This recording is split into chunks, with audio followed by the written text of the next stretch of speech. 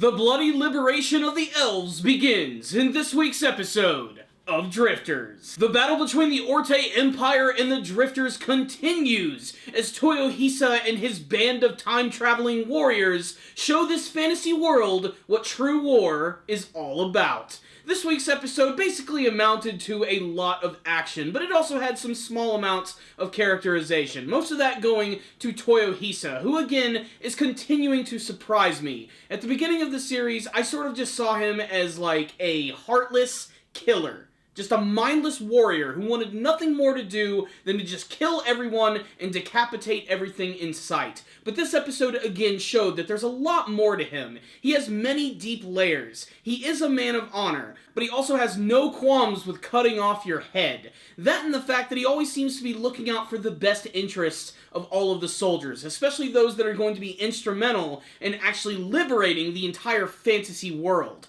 Case in point, the Dwarves, who finally make their grand appearance in this episode. Grand might not be the best choice of words to describe the Dwarves when they actually introduce them. In fact, it's actually the exact opposite. And a lot of that has to do with the fact that they've been building up these characters for a lot of episodes. These are essentially the Dwarves that you're used to seeing in the fantasy genre, especially taking a lot of inspiration from Tolkien and The Lord of the Rings and The Hobbit. They're short, check that one off the list. They got beards, that makes sense, and of course they're proficient in the use of weapons.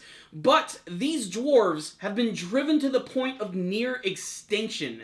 The Orte empires essentially just use them as their very own personal blacksmiths. They barely feed them, and when you finally get to see the dwarves in this episode, they're thin, they're malnourished, and they don't even have the will to fight. And instead of Toyohisa just sort of throwing them to the wayside, he decides to actually feed them, to bring them together in a brothership. It's pretty amazing that he was actually able to make the elves and the dwarves get along by giving them a common goal. And again, I think that's one of the greatest things about Toyohisa. He can fuck your shit up, but he's really great at bringing people together, especially when it involves a very important cause. And the rest of the episode is, for the most part, just devoted to a lot of hardcore action. In fact, I think my favorite scene from this episode involved the character of Ominu, who is proving that she is incredibly capable and not just a pretty face with a rockin' bod to go along with that. She's actually able to use her stone magic to trap all of these massive armed soldiers in this wall, and then they toss all of these like gunpowder bombs inside and just completely roast them.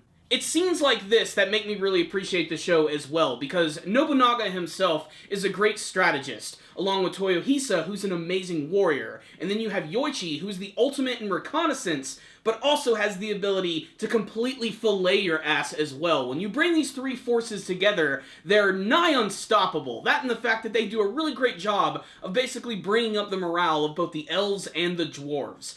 After the Orte Empire has seemingly been defeated in this episode, the dwarves all get to have a chance to sit down, relax, eat some food as they prepare for the next big adventure in the series. But this episode also has a lot of teasing going for it. Not only did we get to see the return of the Princess Saint Germain at the beginning of the episode, but we also got to see some brand new characters at the very end. The Octoberist organization actually has these spies, and there's this one guy who goes by the name of Doug, who's like a half man, half dog. Maybe that's why he's called Doug, because when you say that in Japanese, it sounds like Dogu.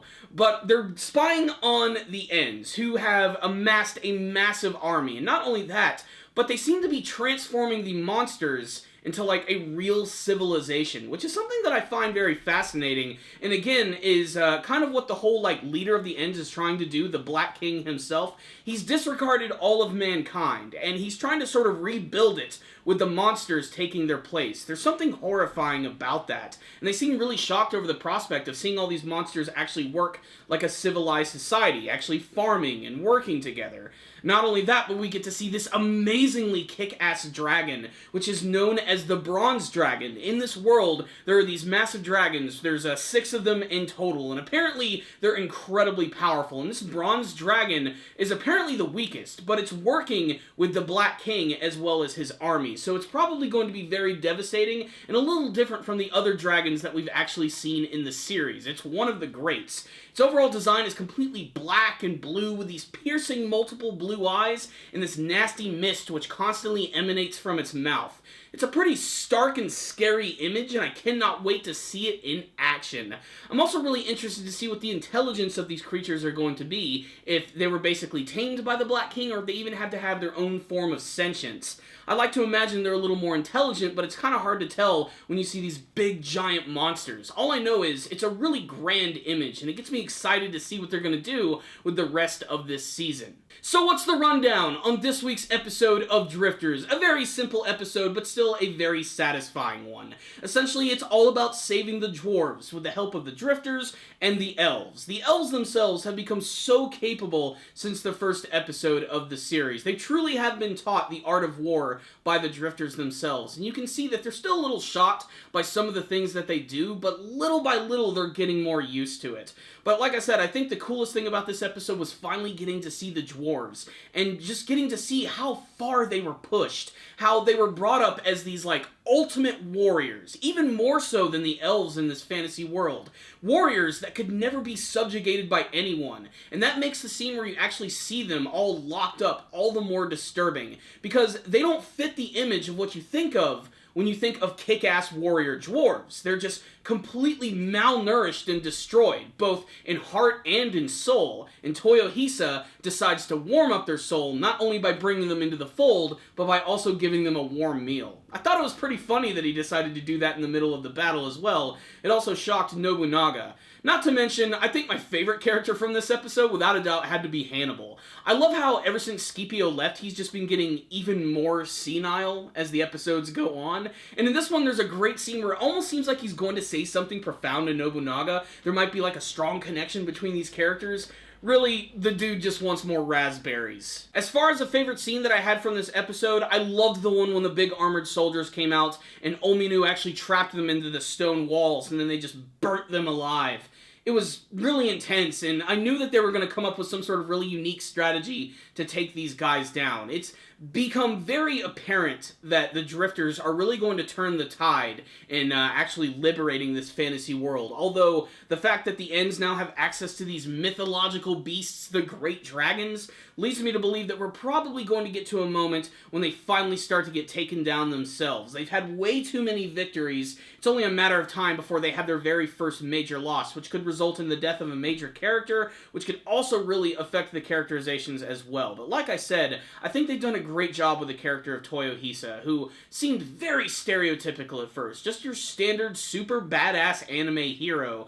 But he's becoming a lot more deep as the series goes on. That and the fact that he doesn't even really recognize his own skills. It's basically Nobunaga who's actually the one who's doing it. He's basically just sort of grooving on Toyohisa's badassery, which I think is really fascinating. He's basically prepping him to be the king of this brand new world, despite the fact that Toyohisa does not want that role whatsoever, because it could actually result with him getting his head chopped off by the people he helped himself.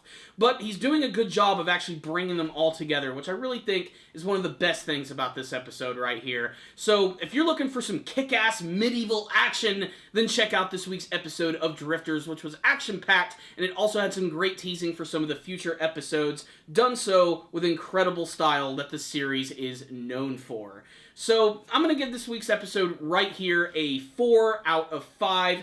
I wanted a little bit more from this episode. It was a very simple one. That being said, it was still entertaining as hell, just like the rest of the series. You heard my thoughts about this week's episode, but I would like to hear from you guys. Did you like this week's episode of Drifters? Of the three main Drifters, of Toyohisa, Yoichi, and Nobunaga, who is your favorite? And what do you want to see from the rest of the Drifters anime series? Please tell me in the comments section below. If you like the video, please give it a like. Make sure to subscribe. I will see you guys next time. And as always, stay dandy, baby.